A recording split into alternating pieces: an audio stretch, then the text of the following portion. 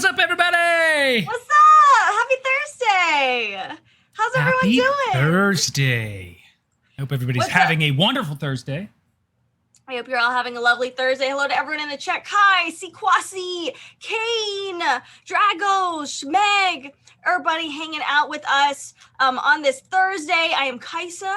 I am Marrone, and we are the Daily Gaming News, as we're just going to be diving into a bunch of different topics that we've been seeing. But before we do that, we always know now it's a thing of what's in the mug, huh? What's in the mug? What's in the mug? What is in there? So you get to throw in your comments and guesses, of course, and once we see what it is, we'll make a forced stop and address it. And hey, thanks Maverick for following us and being part of the DGN family. What's up, Maverick? So today we've got a lot of news to cover, but we're going to start with Nintendo and the Nintendo Switch, and then we're going to dive into a lot of Call of Duty Black Ops Cold War. Because there was a lot of information released yesterday about that, and after the Call of Duty Black Ops Cold War conversation, we're going to be talking about Dota 2 breaking a record, which is crazy, regarding their prize pool.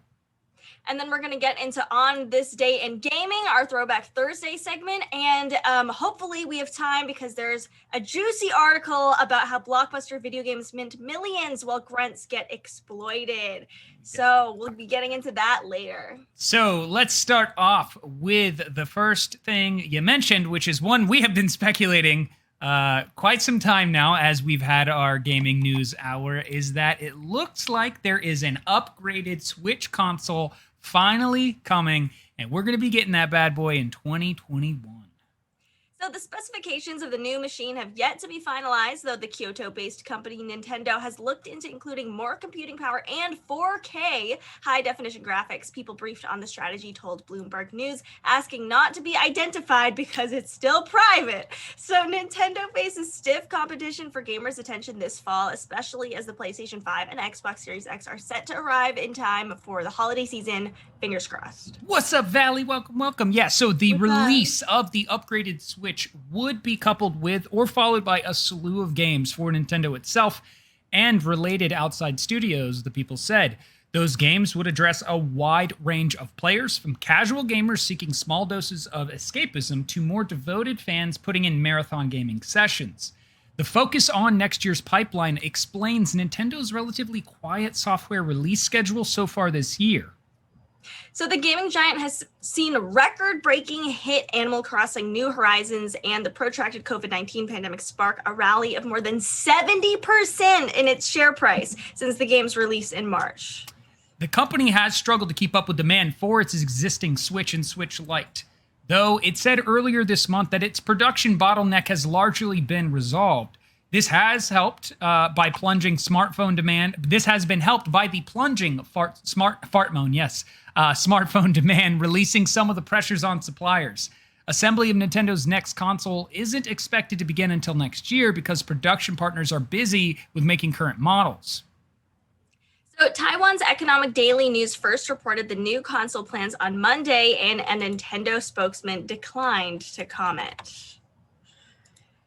The video game industry saw an unprecedented surge over the quarter ended June, with big names like Sony, Square Enix Holdings Company, Tencent Holdings Company, and Nintendo itself far outperforming analyst expectations as the pandemic kept millions of people homebound and is still doing that for extended periods of time. And those companies have sounded a note of caution about the momentum continuing, though data from Japan-based research firm Famitsu suggests demand for the Switch and Animal Crossing remained strong into August. So Nintendo has sold 61 million Switch consoles in the period between its March 2017 launch and the end of June this year. Extending the console's lifespan with the spec'd-up version is likely to make the company's longest-lived console generation. And Nintendo's president had this to say: with Nintendo Switch about to begin its fourth year, the situation does feel a little different from the home consoles we've offered in the past. In terms of hardware, I think we'll be able to consider a variety of ways to expand in the future. The Wii is Nintendo's biggest home console hit to date, with lifetime sales of 102 million units, while the portable Nintendo DS has reached 154 million units. And at least one analyst expects a refreshed Switch model could boost sales enough to make it the company's most successful hardware generation. And this was actually the final thing said by the Ace Research Institute is that the Switch will surpass the Wii sales even without an upgrade. And a sound hardware update plan would even allow the Switch to surpass the Nintendo DS handheld. I would actually be surprised if the Switch wasn't Nintendo's most successful console. It seems like sales would have been even higher if people could buy them. I know Valley in chat was looking for a long time to buy a Switch. They were sold out everywhere. I think now they're generally in stock, but I wouldn't be surprised if they're still kind of scarce, especially as, a lot of stores haven't been able to get a hold of them if people are, trying to buy online from, Best Buy or some of these, outlets. They still can't find one. But yeah, I know you one. Eventually got one. Yay. Eventually you got there. I just looked up how many units of the PlayStation 4 has sold, and it's 102 million units. I think with like a pro version of the Switch, I hope that'll be enough to bump its numbers, to be the best selling console for Nintendo, and even surpass the PS4 potentially. That's awesome. Hey, Kicks in the Mix, thank you for the follow. By the way, that is Kika, my amazing other half, who's thousands of miles away over in Portugal, tuning in. So everybody, make sure you drop her some love. Yeah, I want to say that the Switch getting a new console is not surprising at all, specifically because there's been so many problems with the hardware not reaching 4K, because we know that 4K is really necessary at this point for games looking their best. And then I'm hoping they also sneak in the upgrade to the internet capability of the Switch, because that is its biggest downfall from not having a very big and strong online presence. Oh my God. And it's not just the internet, it's also like Nintendo servers. If you play Smash online, even if you have a great connection, sometimes there's only so much you can do. But the Wi-Fi itself in the Switch is really bad. If you download a game, it can take like 3 hours sometimes. Like if you're on Wi-Fi, if I put my Switch like right next to my router, it's still really, really slow. Yeah. I would love to see, an internet update, a Wi-Fi update for the next Switch. I'd love to see a 4K update. Hopefully Joy-Cons that don't get Joy-Con drift. I would like to think that they've found a solution to that, so it won't happen in the future. And I think that might be all you need. Maybe if they have another kind of limited edition or maybe a second wave or a new edition of like an Animal Crossing exclusive Switch, because a lot of people bought a second Switch just for that. That's crazy, but also makes a lot of sense. And I have to agree with Repathy with saying like playing on Wi-Fi is sad. It does feel that way. It's sad. It's really sad. Like you want the ability to plug in an Ethernet. And I feel like the Switch is sort of presented itself in this, I don't know, in this way that like could it use the Ethernet cable and it wouldn't feel odd, unless they're saying like the Wi-Fi connection is going to be strong and the servers are going to be, built in a way where they can handle it purely for Wi-Fi, so everybody has like a smooth experience. I don't know how to address that issue because I'm not an expert on the subject matter, but they do have to figure out a way to solve that problem. They do, especially when the Switch is docked. I don't think it would be, a big deal to have an Ethernet cable like into the docking mechanism. I don't know if that means that the Switch itself would have to be thicker or something, because I know, Ethernet cables are still pretty big and the Switch is pretty slim. I don't know if that would, change a lot of its design, or as you said, maybe if they just made the Wi-Fi better. I think that would at least, be an improvement from the terrible Wi-Fi that currently exists. Yep. So we'll just have to wait and see. And once that new model drops, what does it mean for games that we're going to start to see on the Switch that we may not have thought could have been possible? I mean, there's so much potential with this new model of the Switch that even looking at the next-gen hardware that's coming out with the PlayStation 5 and Xbox Series X, if you're talking like a pro model of the Switch dropping just a few months after they do, Nintendo's still going to be maintaining its momentum going into the next console wars. We'll have to keep an eye out on it. I am impressed by the fact that I don't think the Switch doesn't feel old. Like it's been out for 4 years, and I don't feel like it's like an outdated console at all. It still seems super relevant. I don't think it's, too much to buy one now, even though they're going to come out with a next version. I think, once that next version drops, actually maybe more people would be buying the current version because the price might drop there, maybe. So I have been impressed. I'm sure we're going to get some killer games. I am excited for Breath of the Wild 2. There were some rumors that it was dropping in September and in December, and those seem totally false. So if you've read those, I don't think it's real. A lot of people don't think it's real. But I'm looking forward to, what games are going to be coming out next year. It's going to be awesome. Great on them, and I'm excited to see this new console. But our next story is one that I think everybody's seen. If you got a Twitter account or you got a Facebook or Instagram, everyone's talking about this because there's a lot of hype surrounding the next Call of Duty because it is official with the trailer release, and we will find out more information in September. But Call of Duty Black Ops Cold War had its first live event, and it is set to be launching on November 13th. Activision's next Call of Duty installment confirmed last week to be a revival of developer Treyarch's fan-favorite Black Ops series will have its work cut out for it. The title is following last year's Modern Warfare, the most successful COD game in the franchise's history, and in doing so, it has to slot into Activision's ever-evolving free-to-play Battle Royale Warzone, while also bridging the divide between current and next-gen consoles. But the teams at the game studio for Treyarch, a longtime COD developer and fellow Activision subsidiary Raven Software, have conceived what sounds like a pretty ambitious plan. And if they're able to pull it off, the immense momentum that Modern Warfare has built for the long-running first-person shooter franchise may very well continue into the years to come. In a briefing with press earlier this month, studio representatives walked everyone through how Black Ops Cold War will be structured. It will have a flashy Hollywood-style single-player campaign reminiscent of last year's Modern Warfare reboot. There will also be the series' signature multiplayer modes redesigned and tweaked to give Treyarch and Raven room to build on what Infinity Ward created, alongside revived Zombies mode confirmed. And all of it will be connected through Warzone, which will live on for existing COD players and link together with those that pick up Black Ops Cold War, regardless of what platform they decide to play it on. And Black Ops Cold War is set to launch on November 13th for current-gen devices. Activision announced that, along with confirmed versions for PlayStation 5 as well as the Xbox Series X coming in holiday 2020. The company is also selling a $69 cross-gen bundle. That's $10 more than the standard version, with access to a version of the game on PlayStation 4 and PlayStation 5, as well as Xbox One and Xbox Series X. And now we're going to jump into the full rundown of what we know now.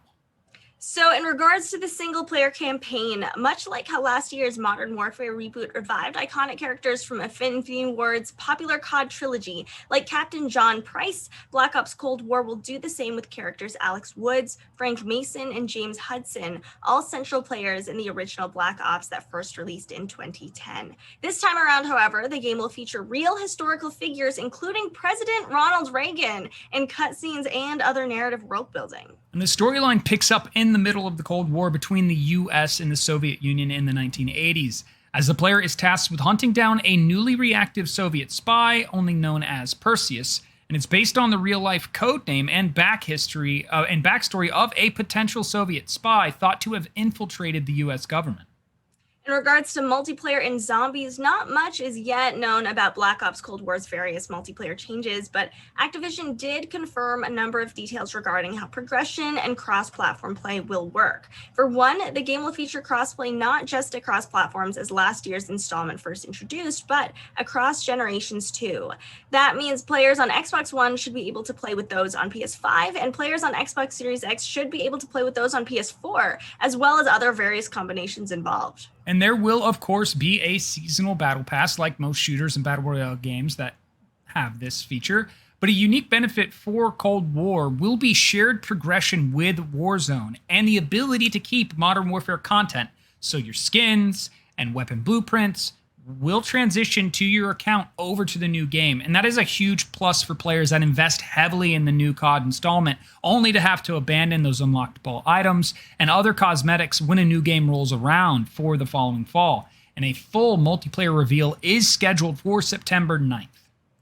And finally, Treyarch and Raven are promising a return of Zombies, the massively popular COD Horde mode that first arrived with Treyarch's World at War in 2008. Neither the studios nor Activision is sharing anything substantial about the Zombies mode today, with plans to reveal more about it at a later date closer to release. So Warzone is understood to be as this. It is the most important new variable Activision and its studios have to contend with when they launch the new COD game this fall. The publisher has promised Warzone would continue to live on and incorporate new features and content from new COD entries well into the future. And it is imperative Activision get this right if it wants Warzone to continue to be a hugely successful pillar of the franchise.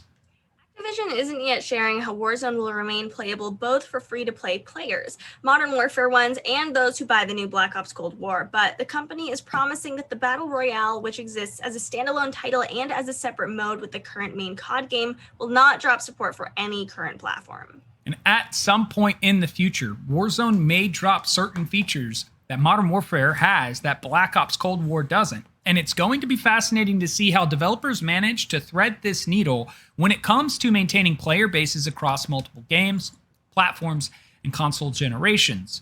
Activision is also promising more information on Black Ops Cold War and Warzone at a later date. I am truly impressed about how Warzone is, that needle and thread that's joining all of these games. I think it's cool that, if you have skins already, that's going to carry over, that's going to carry on. Also, I'm impressed with, this cross-platform, cross-generational play as well. And it really seems that Warzone is becoming, the place to connect all of your Call of Duty titles. It really is impressive, and I am absolutely standing firm in the get it right because it's necessary right now. I think there's been a lot of outcry about what Infinity Ward has gotten wrong and what they want to see Treyarch get right in order to maintain that momentum going into the next game. Because if Warzone becomes kind of what it is now for a lot of players, which is buggy, full of cheaters and hackers, and people overall seeming to have a very mixed review of the Battle Royale experience, you'll see what could be the cash cow for Call of Duty probably shift over back to the multiplayer of Black Ops, where you make all these promises, it'll carry over, it'll do all this stuff, but if people aren't really playing that anymore, you've made an investment into something that hasn't really, maintained the momentum as you thought it would because they haven't handled it properly. Right. And we've heard that, Treyarch was talking to pros as to, how they should structure this next game. Because while Modern Warfare is great and Warzone is fun, a lot of pros have been, kind of disappointed with it. It's also hard to even try to play at a competitive level if you're always running into hackers and cheaters. That's no way to train. That's no way to actually... I feel like that messes up your personal gauge of how good am I at this game? I do really well against everyone except hackers, but every game has hackers. So, it's hard to, get that gauge on your skill.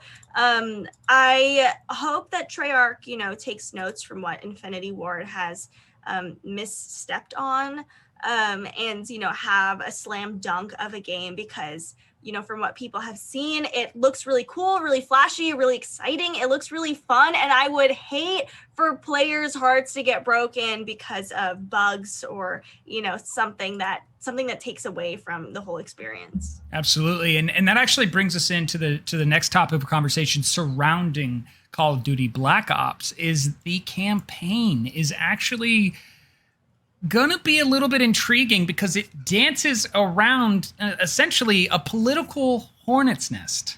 So I was really excited when I found this article from the Washington Post because a few episodes ago on this show, I was talking about how, I wonder, Modern Warfare, had some revisionist history about, what country did what atrocity.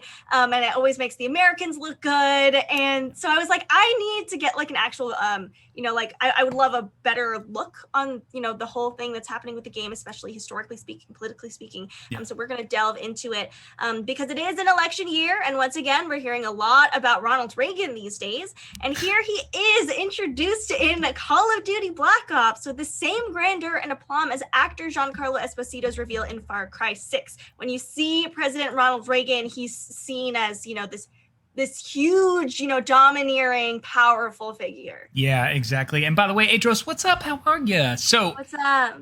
Black Ops Cold War releasing on November 13th, being a direct sequel to one of the most celebrated single-player campaigns in the franchise, is shaping up to be the most story-driven campaign in the entire 17-year history of the series. Call of Duty stories can mostly be appreciated as thrilling tales about the boots-on-the-ground experience. For soldiers in war, it's the mission, not the politics that matter. But with its historical inspirations and the game's utilization of President Ronald Reagan, the story featured in Cold War feels primed to stir up some political controversy. And although the Call of Duty series has always been dabbled in conspiracies, and it's a core theme for the 2020 update at a time when conspiracy talk has dotted discussion around the upcoming U.S. presidential election. In the game, Reagan activates the Black Ops team, including a mix of old and new characters, to uncover Perseus, an elusive Soviet agent who threatens the foundations of democracy. In real life, Perseus is believed to be a Soviet spy who breached the Manhattan Project and gave the USSR America's nuclear secrets. Their identity was never learned. This game appears to be all about solving that puzzle and filling that gap in history. So Dan Bunting, co-head at Treyarch, said this: "These conspiracy theories almost develop a life of their own, and in some ways that allows us to add an edge of excitement to our fiction or narrative. And that was a big part of what we wanted to capture in this game. The zeitgeist of not only the original Black Ops, but in the Cold War era, but also things that are happening today and making it relevant." Cold War seems to expand on this even more, with branching story paths promising multiple endings. Bunting would not say how many, and also didn't want to promise a plethora of endings, but beyond that, Bunting also promised that Black Ops will keep the series' identity of being the hallucinatory, experimental brother of the Modern Warfare series. They showed off a part of a mission where the team returns to Vietnam, the setting of the very first Black Ops mission, where they discover a secret about what happened then and how it ties the Perseus mystery that drives the game. That mission featured doors dropping out of nowhere, which made for a disturbing, twisted combat scenario unlike anything that we've seen, Spec Ops on the line. Now, Bunting also said that it's not only the mission in Vietnam, which is a tantalizing tidbit for the fans of the first game. Another intriguing mission found us in Ukraine, where the Black Ops team finds a secret training facility made to look like an American suburb.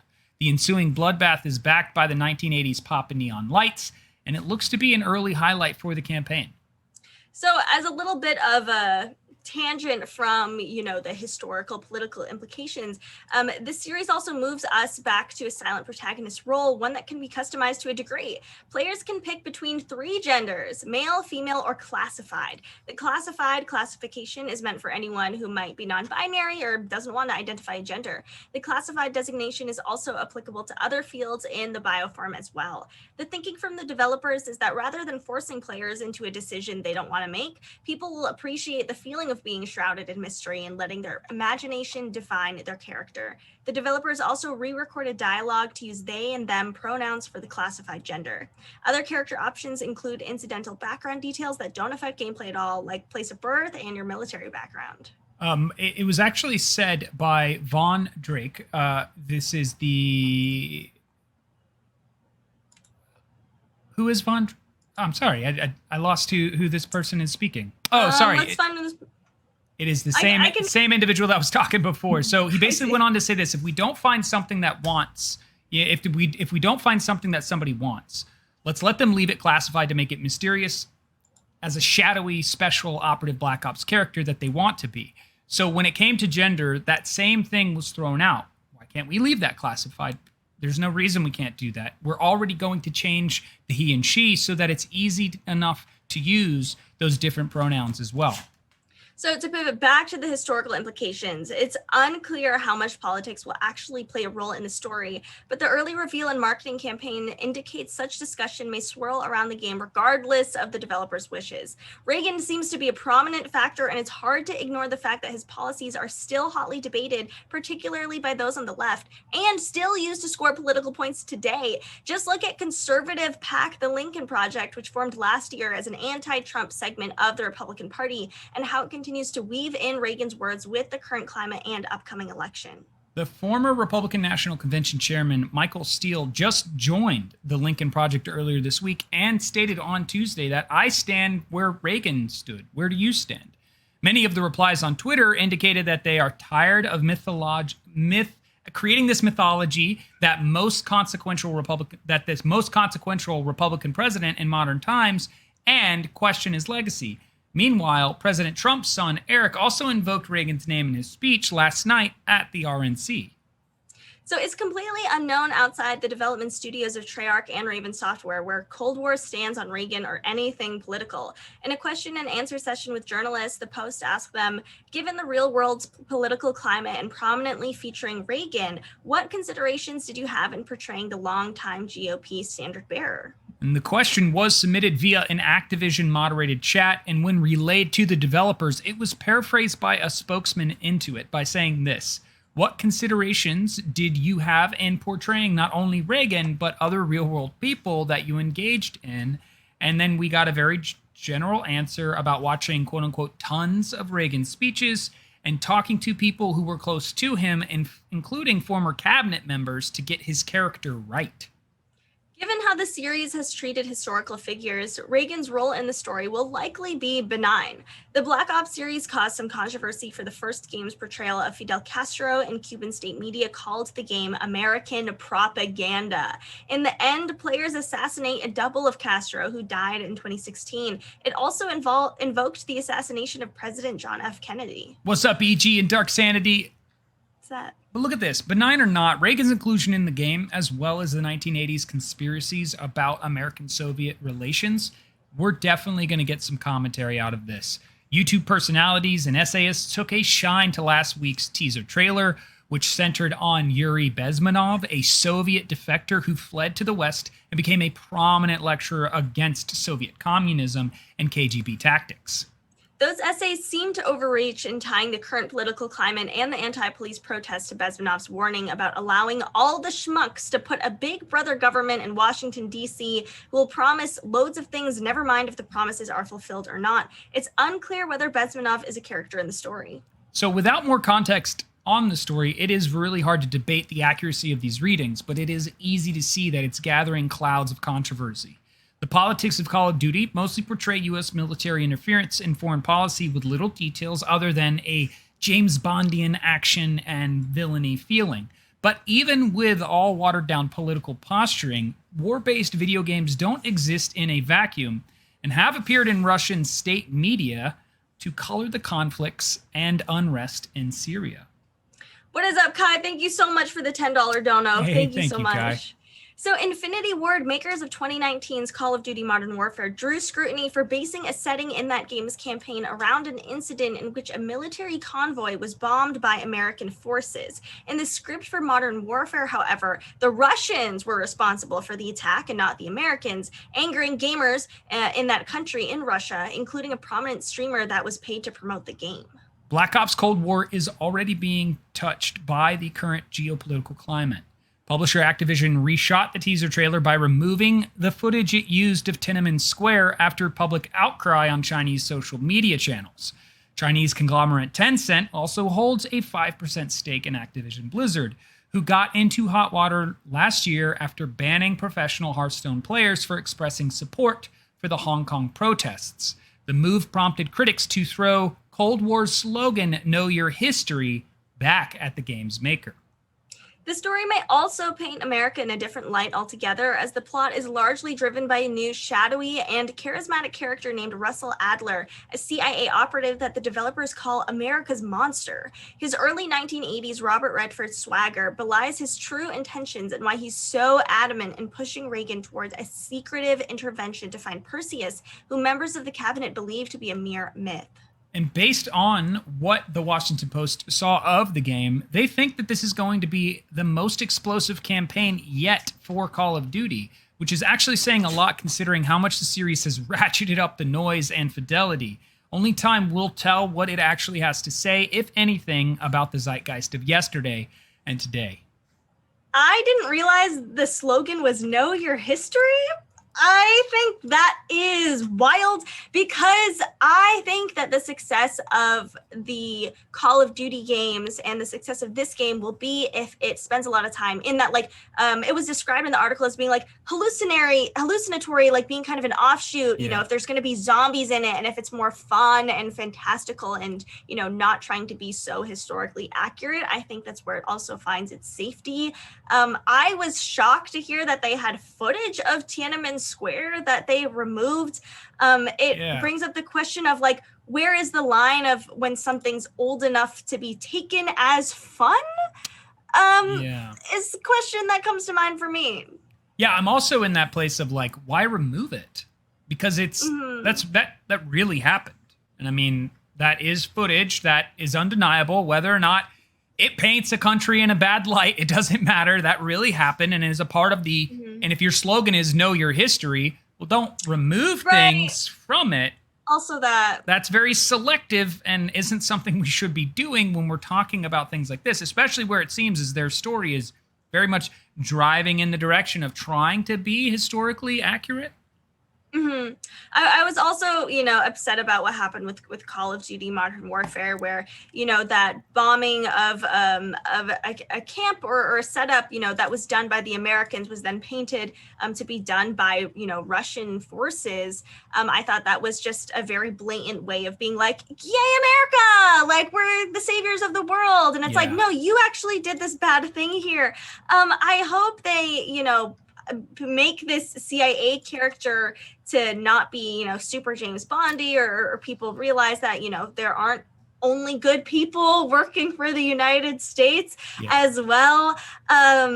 Especially, you know, with everything that's happening with this game. And it's interesting to see how Reagan right now is so relevant because a lot of people have been, you know, bringing up Reagan in debates, talking about Reagan right now, at least over the past, you know, few weeks, he's especially come up a lot. So to have this game, you know, portray him, I think actually, you know, if people realize it or not, I think that those who play this game might have a different, you know, view of him after playing this game. Very well could be. And that's the part where it's like, we need to know, we should be able to know where creative liberties are being taken and where fact is being included. I think the hard part there is, especially with conspiracy-driven thinking, is, you know, I'm the kind of person that says, I think there is an element to the conversation where a conspiracy either sounds just completely outlandish that you just dismiss it, or one that seems like it's got elements of the truth. And then people go, well, can we investigate that? Can we look into that? Can we find out if this is true or not? And we think we can look at things in the past like MK Ultra, which games have talked about before, where we know that brainwashing was a thing and that was taking place. And then we find out that it's real later on. You think of it as conspiracy theory. So it allows the place to be there of like, yeah, we should investigate some of these things. However, with this game, if they're going to push forward this conspiracy-driven line of thinking, it could actually encourage people to think more like that without taking the stance of, we actually need to do more investigation on this before I just take this information I learned about on YouTube or in this game and I walk around and be like, oh, it's true. I think that there should be a clear distinction between like, hey, this is historical fact and like this is historical fiction and creative liberties we're taking to create a game. I know the allure of Call of Duty is that it fuses those two. So you're like, what's real, what's not, you know, and that's fun. But I think right now it's also, you know, potentially a bit dangerous. You know, some people won't know the difference, or, you know, especially right now with a lot of, you know, false information going around. You know, I wouldn't be surprised if maybe a kid saw something that happened in Call of Duty, told their parents now believe it because, you know, it happened in this historical game or whatever. I think that there is a responsibility for them to, you know, be a little more clear. I think it would actually be kind of cool if Call of Duty maybe had some reports of like, hey, if you're interested in actually learning about the Cold War, like cool. We actually, you know, have some information for you. I think that would be great. If somewhere on their website they had a list of all of their sources being cited, like we do in school whenever we claim evidence or information, you cite your sources. So it would be really nice to see that they have that somewhere on their website. So maybe as you're going through the campaign, There's a resource of places to go to where you know, okay, this is where the creative liberty was, and this is where the truth that we know of based on the time and the documents we've been able to be shown allow us to tell the story in this way. I think that is necessary. We have so many people playing these games right now that it is important we maintain what we know of to be the facts, and then what we know of to be the creative interpretation of the information that isn't directly within the facts. Right. I would love to see those sources, especially because, in a Q&A session, someone asked like how they're going to portray Reagan. And they were pretty much like, we talked to a lot of people.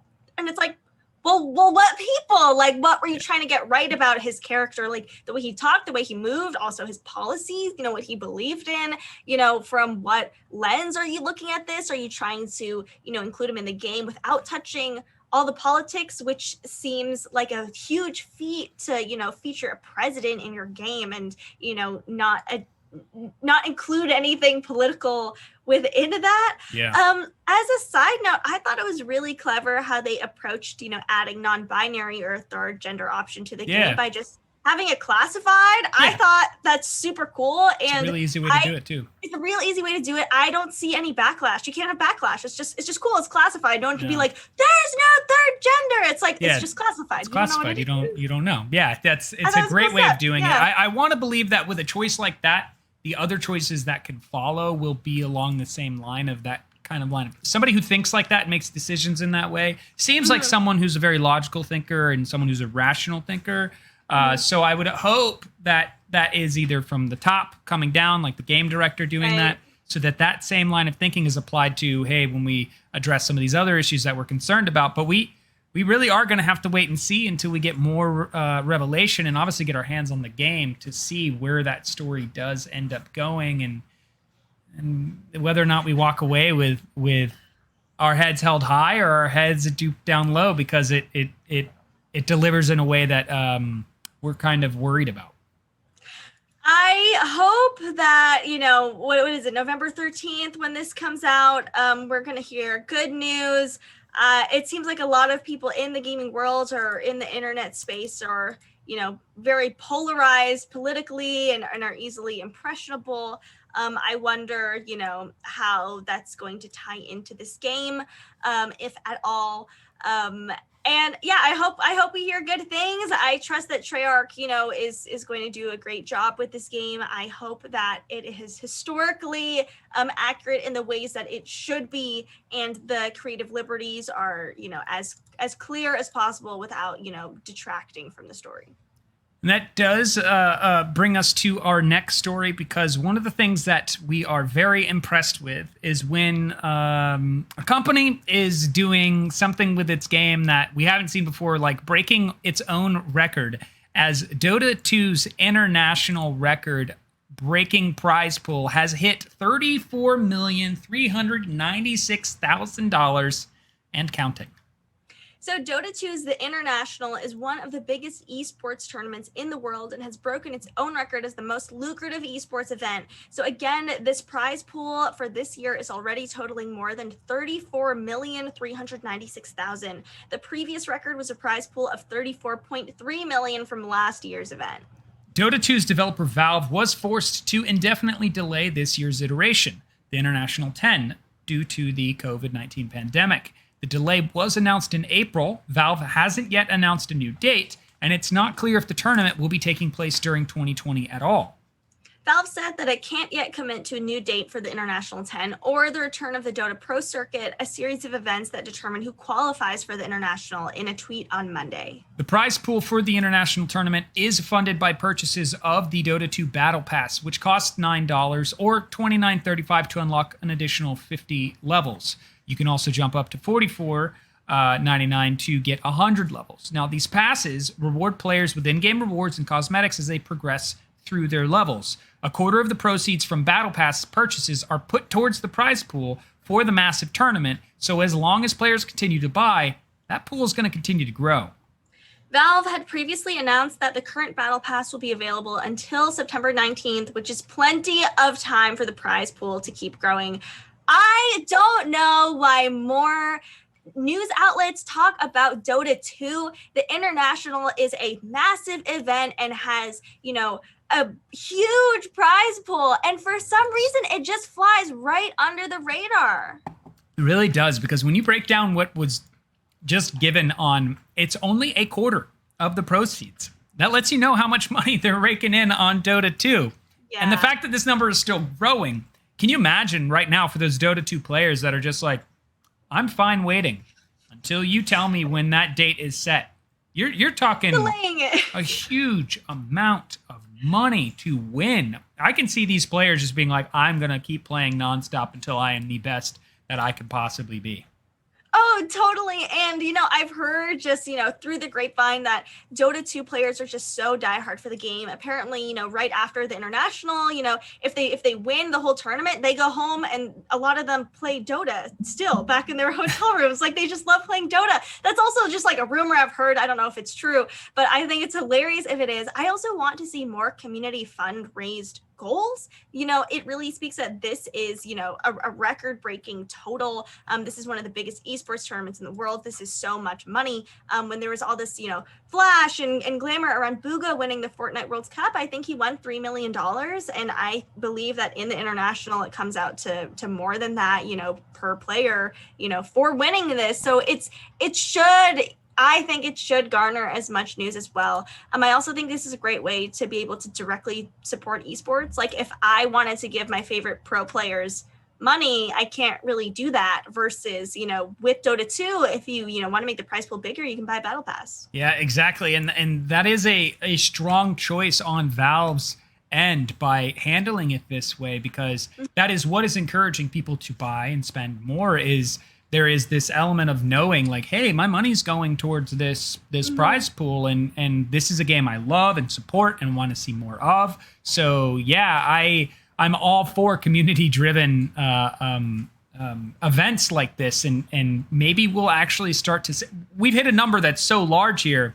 that maybe we'll start to see these other events that are taking place for other games that kind of rival the Dota 2 experience. They'll start doing the same thing. I hope so. I don't know why other games don't do this. Like, it obviously brings in a lot of money. People want to buy the Battle Pass. It's not just like a chore of like, oh, for this season, I guess I should buy the Battle Pass. It's like, no, like, I'm really excited to, actually go out and buy this here. Someone asked about an anime about esports. I don't know what the name is off the top of my head. I think that there's a lot of animes about gaming, maybe competitive gaming.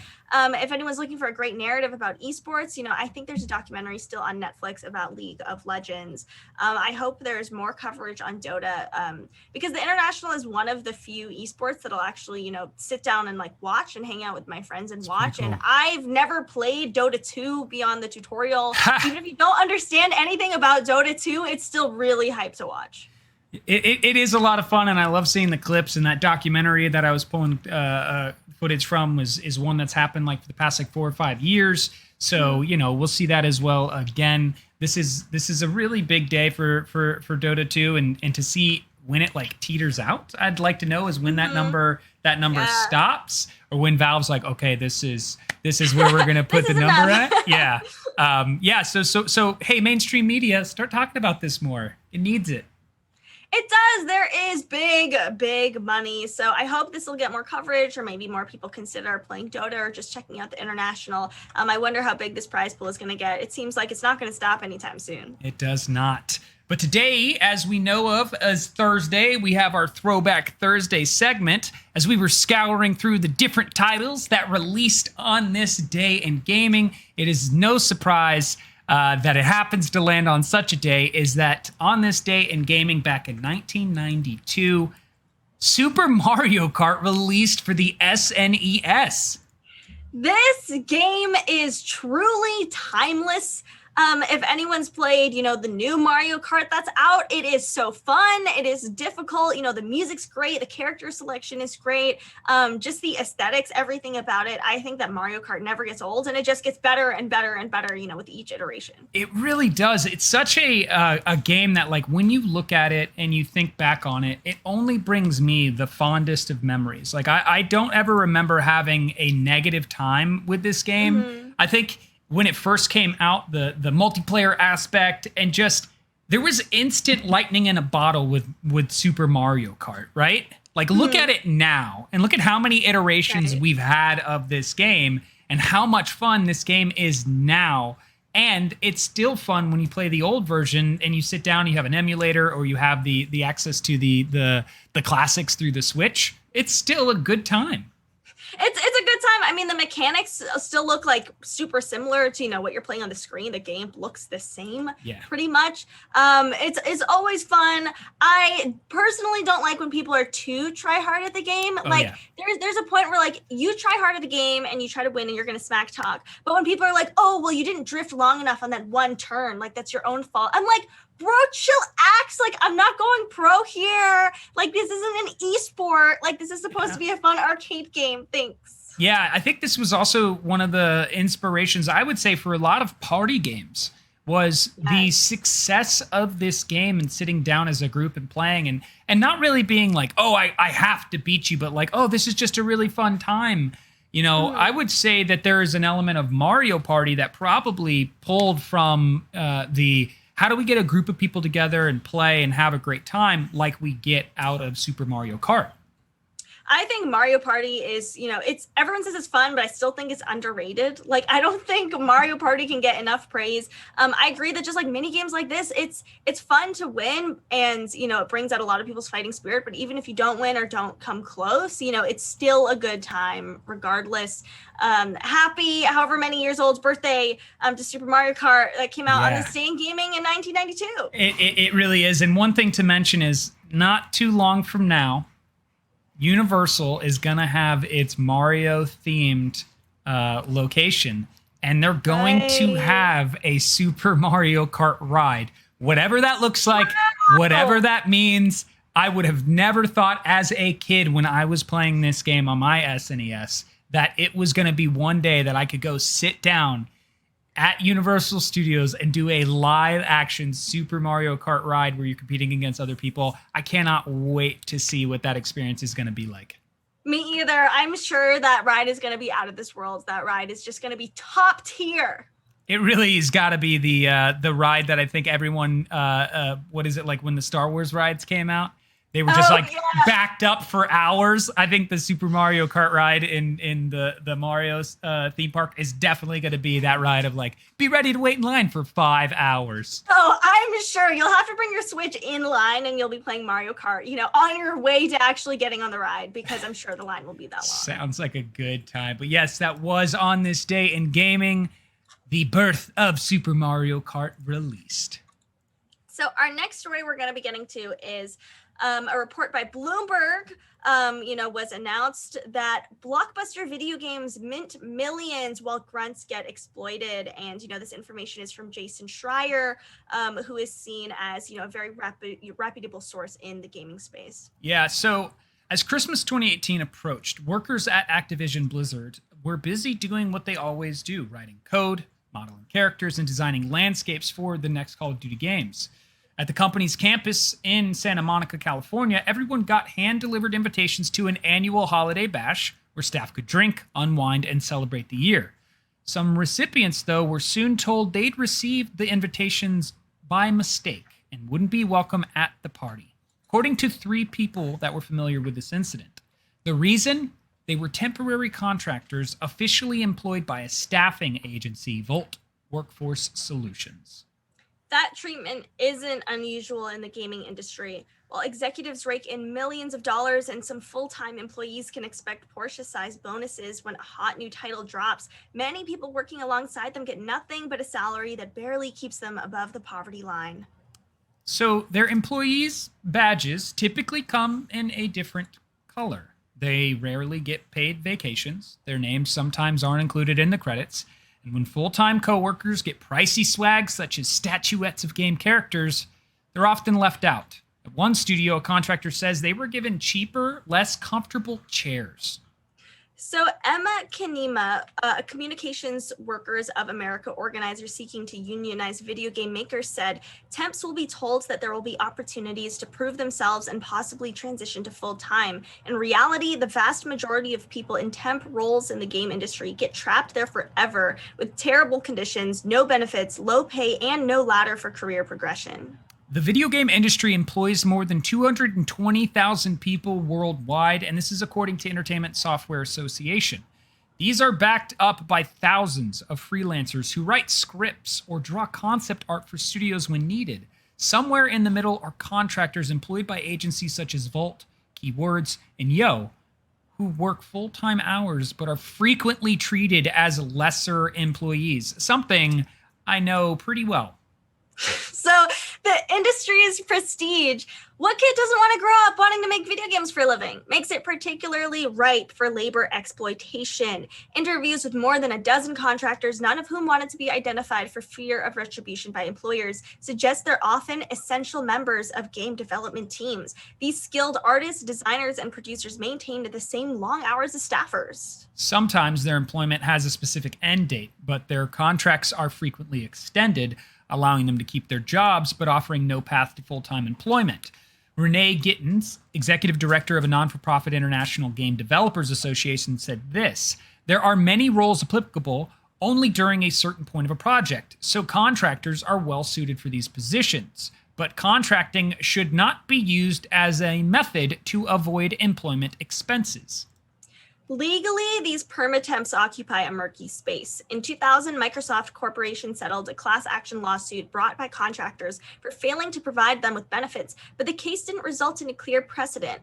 This is the Wild West, says William Golds IV, an emeritus law professor at Standard Law and a former chairman of the National Labor Relations Board. A pair of congressmen in July introduced a bill to boost protections for contractors, but the measure hasn't yet made it out of the committee. The path from the headline owner of a title to the people who write the code and draw the characters can be convoluted. The next Call of Duty, which is expected this fall that we just chatted about, is likely to break sales. The 2018 version of Call of Duty Black Ops 4 grossed more than $500 million in its first 3 days alone. That is according to Activision. And most of the work on that game is done by separate studios owned by Activision, including a Santa Monica company called Treyarch, which hires contractors from Volt. Several current and former Volt employees with Treyarch said their pay is below $20 per hour, forcing them to work nights and weekends just to make ends meet. Their Volt contracts stipulate that they have no right to their host company's perks. The statement reads, "I acknowledge and agree that I am not eligible to participate in or receive any benefits under the terms of the company group's retirement plans, health plans, vision plans, disability plans, life insurance plans, stock option plans, or any other employee benefit plan, policy, or procedure sponsored or by maintained by any member of the company group," reads one contract reviewed by Bloomberg Businessweek. And Volt didn't respond to these requests for comment. Activision says that its staffing needs fluctuate as games are developed, and that it does its best to include agency workers in as many studios activities as it can. After dismay over that 2018 holiday party, Activision contractors were invited to the 2019 event, according to people familiar with the incident. The company says that investigates all complaints about unfair treatment and that fewer than 10% of the 10,000 workers at Activision studios come from contracting agencies. So to pause for what's in the mug, Kai said mint water, so this is mint tea. Kane says chamomile mint tea. It's just mint tea. So I'll take that. It's mint tea. I don't think anyone said mint tea before around now, which I'm a little surprised. Nice.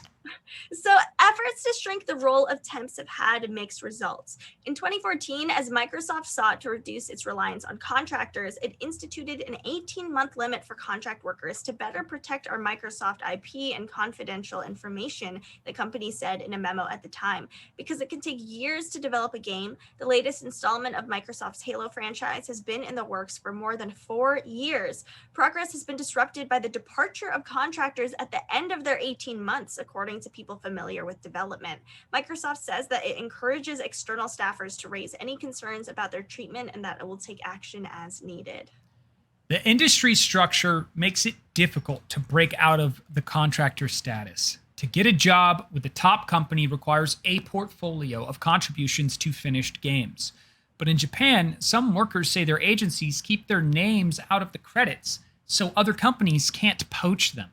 One contractor who served as a lead for a major console game says his agency forced him to use a different pseudonym in the credits of every game he worked on. And while there are nascent efforts to forge a sense of solidarity among workers, there are no unions in the US or Japanese video game industry, and a legion of eager people are waiting in the wings. For Chet Falazek, a founder of independent studio Stray Bombay Company, which is working on cooperative shooter games, there's a simple solution. Don't use temps. As Stray Bombay has grown, he's resisted hiring via agencies, even though it would have saved him time and money. Falazek says that while staffers work for middling pay and long hours, they have the promise of bonuses and perks, many of which don't go to contractors. They get a raw deal. You know, I think the one thing that this article does for me is it gives me that same feeling I felt recently when it was announced that Jeff Bezos has $200 billion. Yeah. When do we look at the greed and go, we can't be okay with an industry making billions of dollars, and the people who are basically keeping that industry going are making pittance to that number. They're struggling to survive. Exactly. It's, where do we draw the line? Why do we allow this to happen? Why, is everyone so go with the flow is what I think. Well, people will go like, oh, well, we can't increase the company's headcount. It's not in the budget. We can't bring you on. But I've heard stories like this from so many of my peers, even people in the entertainment industry as well. Like if they write for a film or TV show, their name's not in the credits. And it's like, well, how do you get credit for something if you're literally not in the credits for something? And also, it's just so insidious as well how they treat their contracted workers. They didn't invite them to the company holiday party. I'm like, that's just so petty to me. It's like, it would have cost another like $15, I don't know, maybe $50 per head.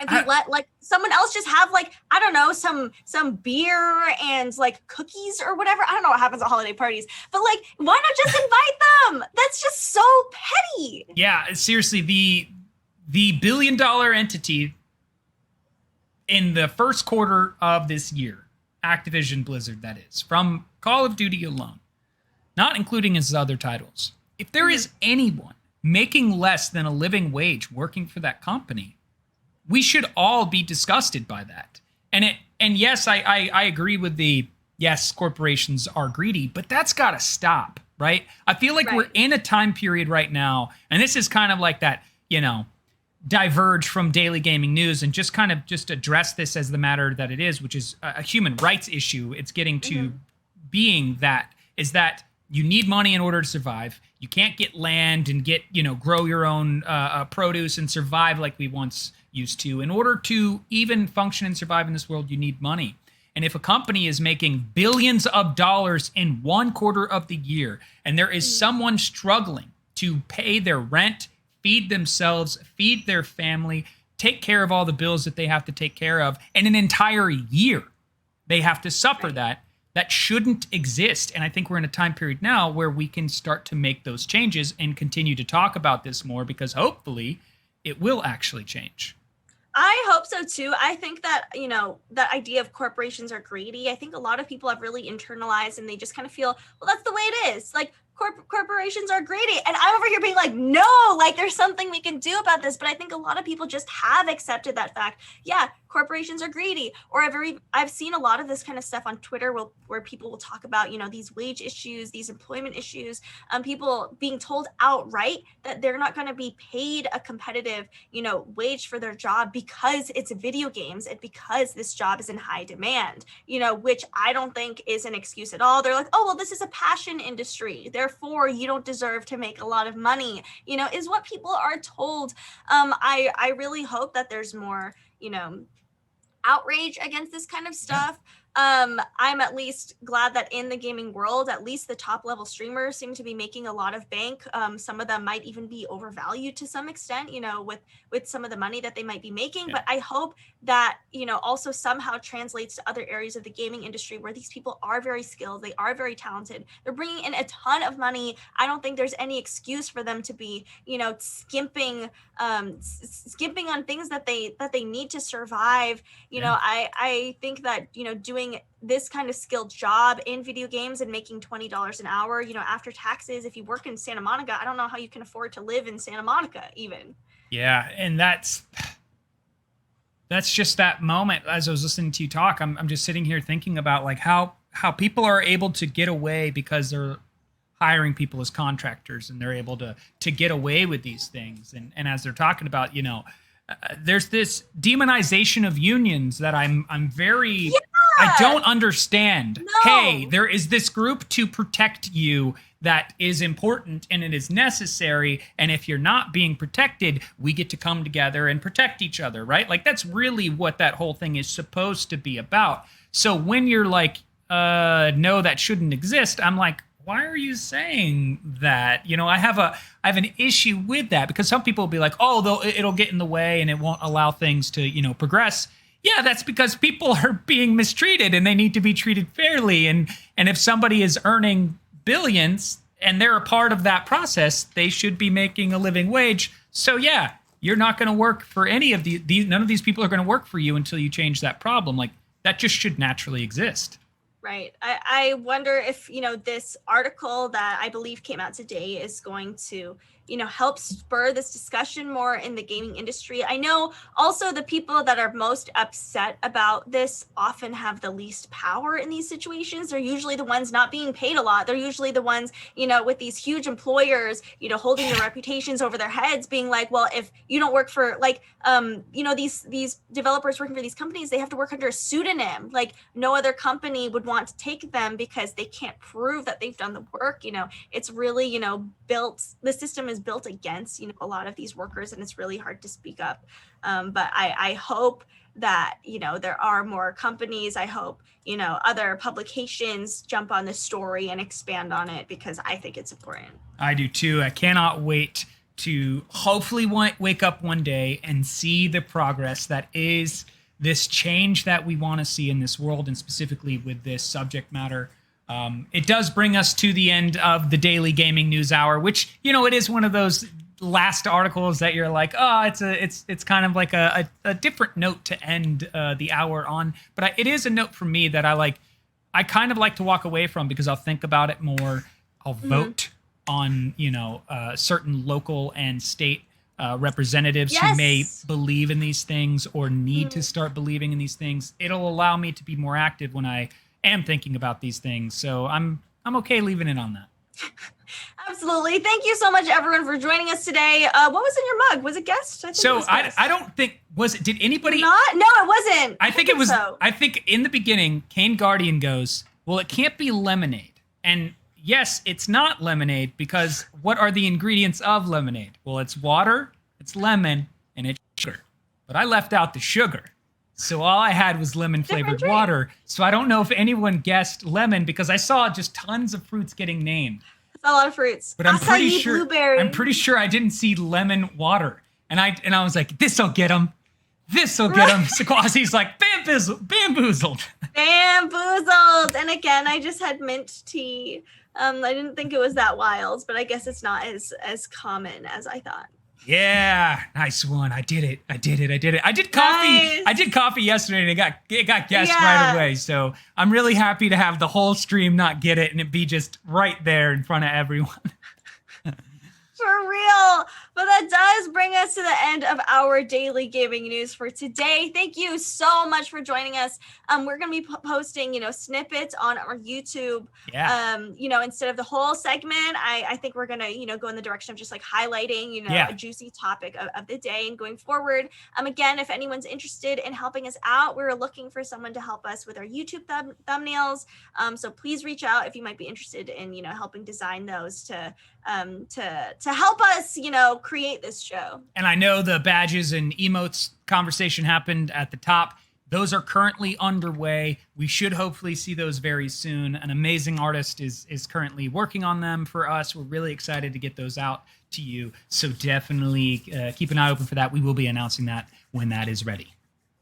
As always, we are doing reruns of today's show as well as yesterday's show. And you can check out the VODs on this channel. So don't forget, Monday through Friday, we're here live from 1 p.m. to 2 p.m. Pacific Standard Time. If you are watching us on YouTube and catching up there, please come and join the chat with this amazing DGN family that always adds such wonderful commentary and questions. And we can't do this without you. So thank you, everyone that tunes in and is a part of Daily Gaming News. Thank you so much for joining us today. We'll see you all tomorrow. I am Kaisa. I am Marrone. See you next time, everybody. Bye.